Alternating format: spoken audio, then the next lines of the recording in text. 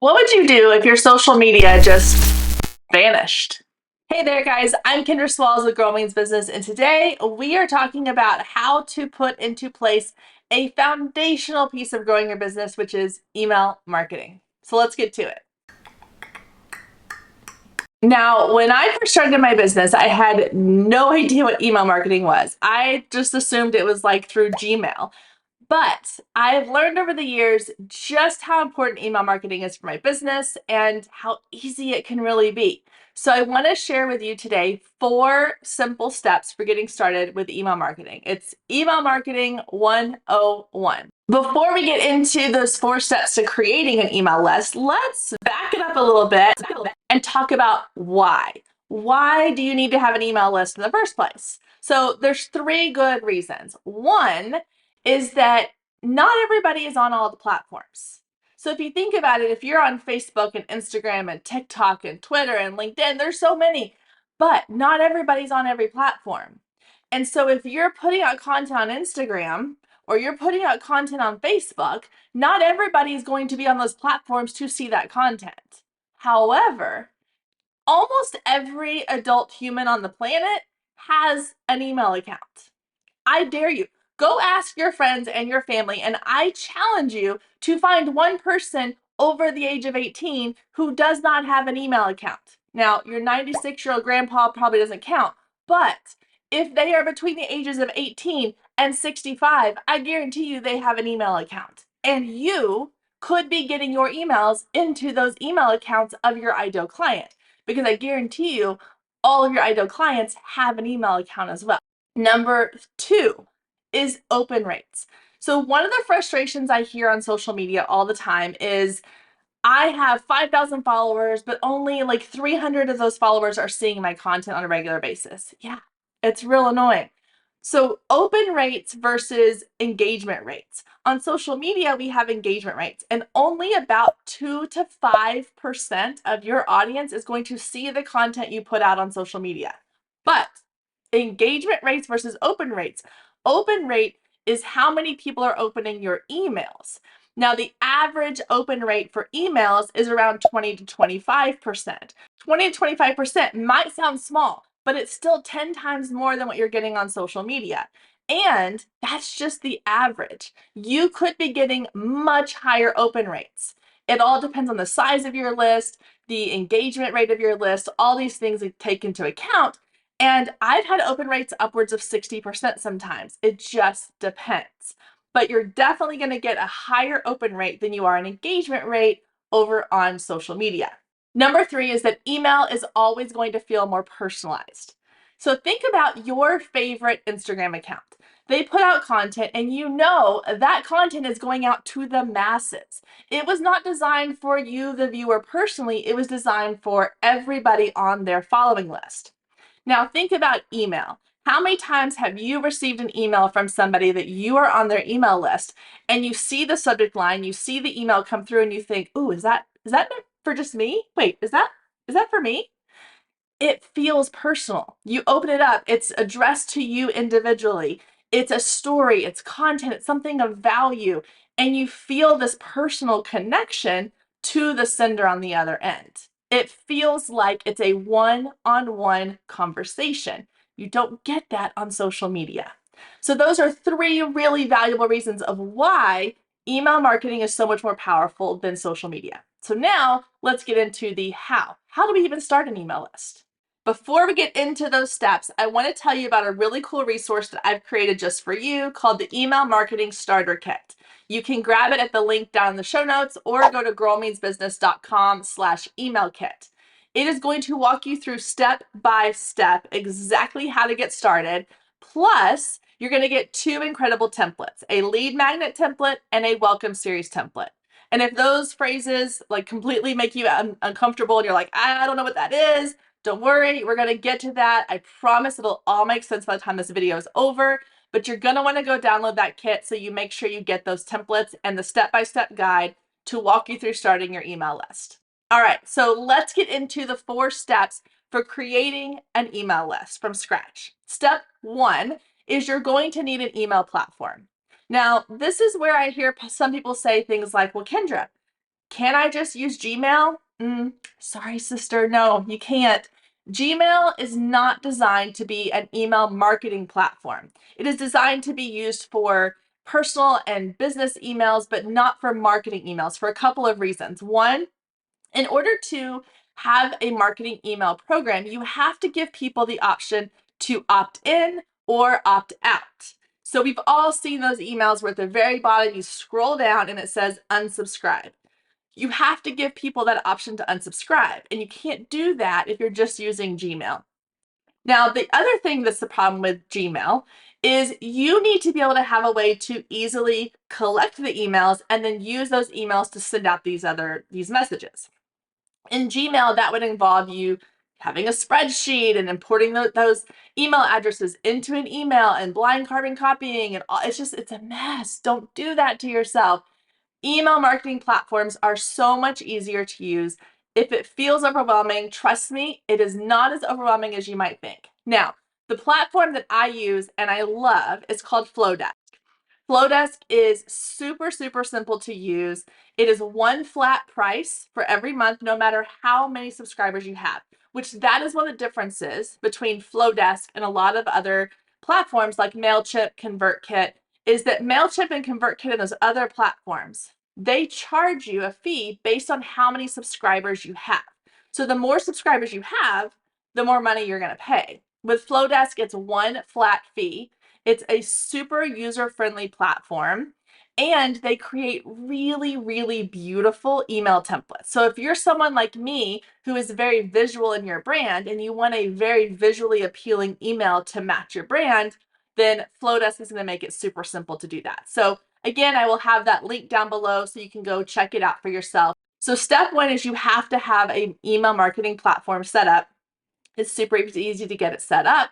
I will have videos on Flowdesk and how to get all of that set up on my channel. So make sure you are subscribed so that when I post those videos, you can go and check those out.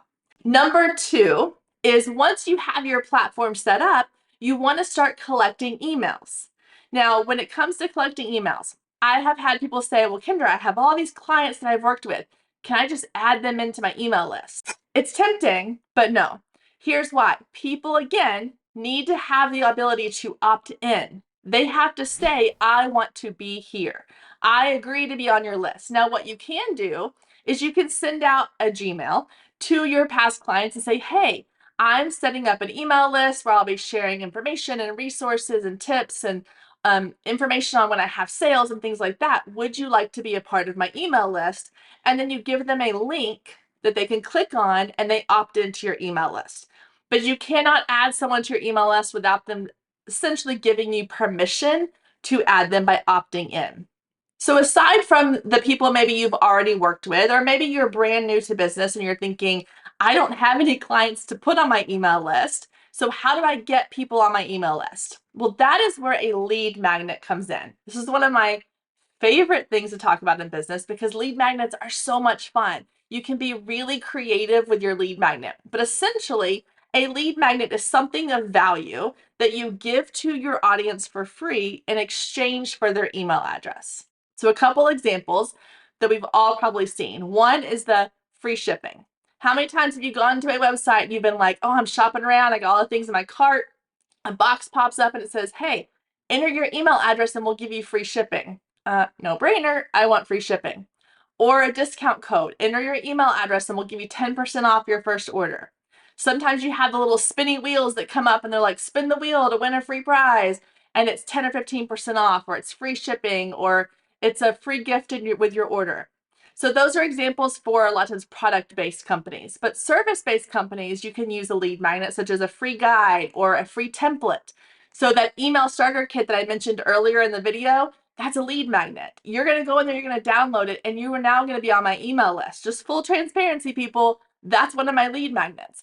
I'm giving you something of value. I'm giving you a step-by-step guide plus templates that you can use to have a win in your business, to help you do something that you need to do.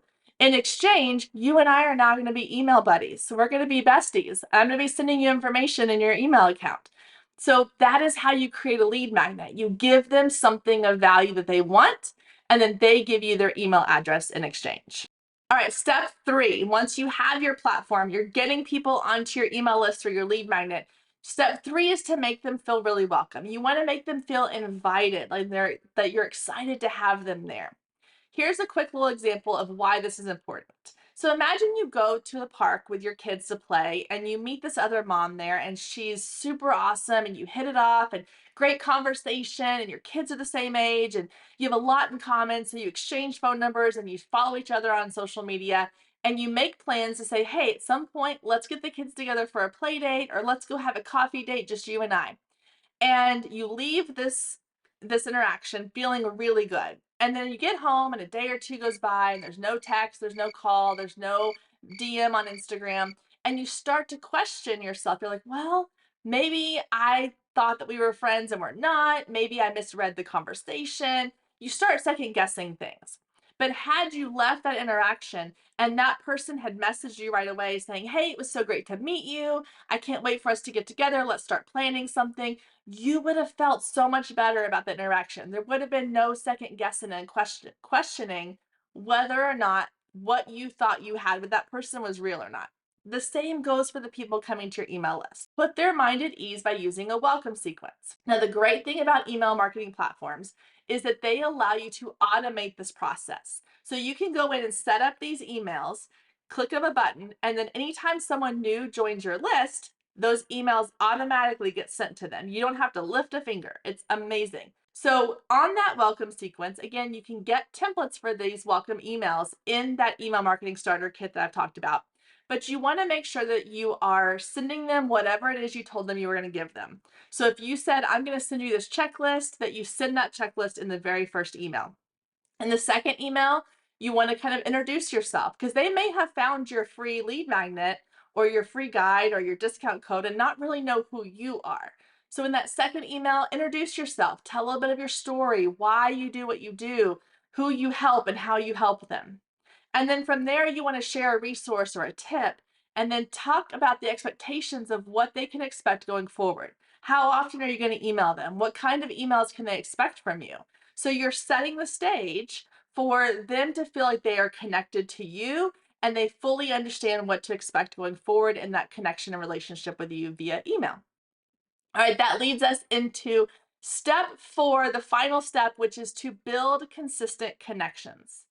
One of the biggest mistakes I see new business owners making when they get into email marketing is they get really excited in the beginning and they're like, I'm going to send out one email a week. And they do it for a couple of weeks and then it becomes too much. They drop off and they just completely abandon their email list for multiple months. Or they only pop in to send emails when they want to sell something. So, the way that you build connections with your email list is you're consistently putting out emails that build the relationship. So, let me give you some examples. Consistent can mean weekly, it can mean every 2 weeks, once a month, once a quarter. The more consistent you can be, the better. I suggest at least at minimum once a month. If you can do once a week, that's awesome. But if you can't and you want to start slow with once a month, I think that's a great plan. And then it's all about what are you putting into those emails that you are putting out once a month or once a week. I like to follow the 80/20 rule. So the 80/20 rule says that 80% of your emails are going to be value based. You're not selling them on anything. You are sharing tips and ideas and stories and resources, and you are building that relationship. And then 20% of your emails can be sales based. That 20% is going to be, talking about new offers that you have or a sale that you have going on or a Black Friday event, but it needs to be kept to about 20%. So let's recap the 4 steps for creating your email marketing system. 1 is you need to make sure you have an email marketing platform. Again, I love Flowdesk. You can check it out in the link below. 2 is you need to start getting people on your email list. So you do that by creating a great lead magnet, something that's easy for people to consume and helps them to get a quick win.